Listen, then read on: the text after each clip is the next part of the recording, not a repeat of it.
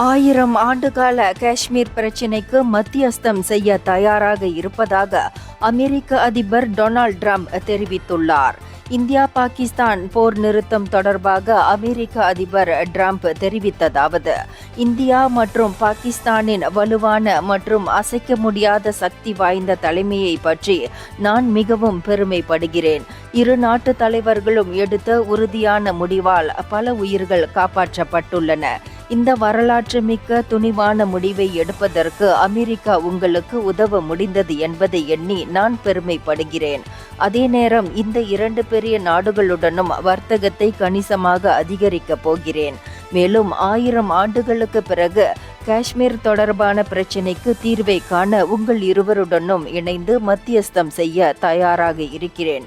India மற்றும் பாகிஸ்தானின் தலைவர்களை கடவுள் ஆசீர்வதிப்பார் என்றும் அவர் தெரிவித்துள்ளார். இந்தியர்களின் இதய குரல் மக்களோசை.